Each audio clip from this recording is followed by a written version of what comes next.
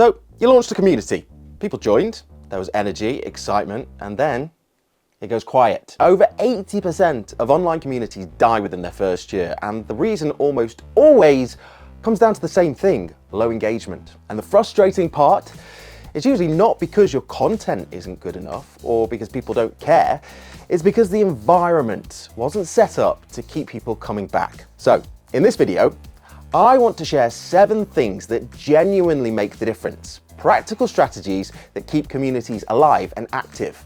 Let's get into it. The first one sounds almost too simple, but it makes up all the difference. Make it easy to show up. If your members have to remember 3 different logins, download separate apps, or switch between tools just to access your content and your community, most of them won't bother.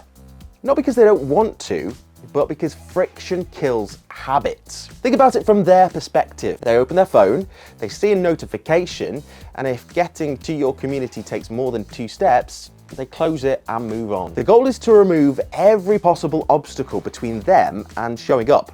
One platform, one login, ideally a mobile app, so they can dip in wherever they are. Now, this is something that we've worked hard to ensure at Swarm. Everything, your courses, your events, your community feed, messaging, it's all in one place. And because there's a mobile app, members can access everything on their commute, in between meetings, whenever. Because when there's no friction, people just show up. The second strategy is about what you actually post. A lot of creators fall into the habit of posting for the sake of posting, sharing updates, repurposing content, and filling the feed. And while consistency does matter, relevance matters more. The content that gets engagement is the content that speaks directly to what your members are wrestling with right now. Their real struggles, their actual goals, the specific thing they're stuck on this week. So before you post, ask yourself, is this useful to someone in my community today? Does it answer a question they're already asking? Mix your formats too. A live event where people ask questions in real time hits differently than a written post.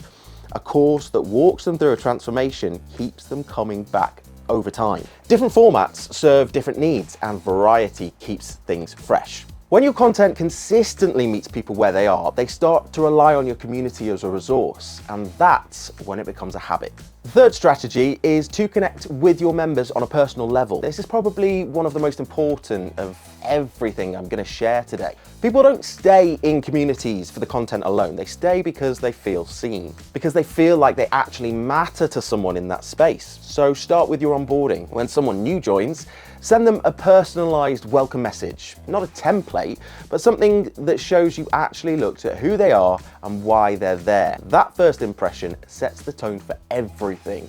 Also, remember to reply to comments, especially early on. Ask for people's opinions and ideas. Let them know that their voice shapes what the community becomes. When people feel like co-creators rather than just an audience, they invest and make it a safe space. A community where people feel comfortable sharing without fear of being judged or ignored is one that people want to come back to. Now, one thing that's made a real difference for a lot of creators on Swarm is rich messaging. Members can send short video messages or voice notes to each other. And when you, as the creator, drop a quick video reply, instead of just typing a response, it completely changes how people feel about the space. They hear your voice, they see your face, and it's just so much more human. And that makes people feel genuinely valued in a way that text can't always replace. Moving on to strategy 4, build learning into the community. Here's something worth thinking about. Communities with a clear learning journey keep people engaged for far longer than the ones that are just a place to hang out. When your members feel like they're growing or working towards something, making progress and getting results, they have a reason to stay. When they feel stuck or directionless, they drift.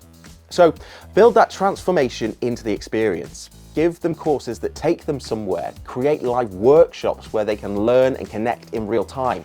Add quizzes and milestones that make progress feel tangible. And ideally, weave the learning and community together, because that's where the magic happens. With Swarm, every course has a discussion hub built directly into it. So as members are going through the content, they can ask questions, they can share their wins and support each other right there in the moment. The learning sparks the conversation, and the conversation reinforces the learning. That's how you go from a 10% completion rate, which is the industry average, to something that actually has an impact. The fifth strategy is to let your members lead. You don't have to be the only one creating energy in your community. In fact, the healthiest communities are the ones where members start generating it themselves. Give your most engaged members a stage. Invite people to share their wins, their lessons, and their perspective. Highlight member contributions publicly. When someone sees their name called out and celebrated, they're more likely to keep showing up. And when others see that happening, they want in on it too. This also takes the pressure off you. You don't have to be the one sparking every conversation or filling every quiet moment. When the community starts feeding itself, that's when you know something real is happening. Next, check in one-on-one. Communities aren't just about the group, they're about the individuals that make up the group. Most people are surprised when you actually take the time to reach out personally, and it builds a level of loyalty that no email campaign can replicate. And more often than not, it will bring people back. That's it, you're not asking for anything, you're just letting them know that you notice them.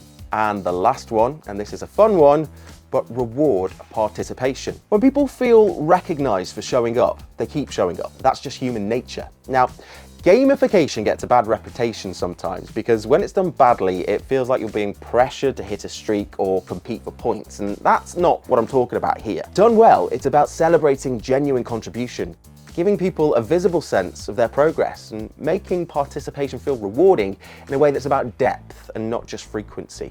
Even something as simple as a public shout out. So great point from insert member name here this week. That'll go a long way. Swarm, for example, has gamification built in. Leaderboards, levels, badges, activity chart, and it's designed specifically around rewarding real interaction and not just logging in. It keeps things fun without feeling like homework, and it gives members a reason to come back that's genuinely motivating. So there you have it, 7 strategies to keep your online community alive and active. Remove the friction, post content that actually matters to your members, make people feel seen and valued, build in a learning journey, let members contribute, check in personally, and reward participation. None of this is complicated, but it does require intention. And the right environment make it all possible. So if you're looking for a platform that actually makes these things easy to do, Swarm is worth checking out. You can get a 14-day free trial with full access to everything: courses, events, the mobile app, rich messaging, gamification, and there's no credit card needed. I've linked it below.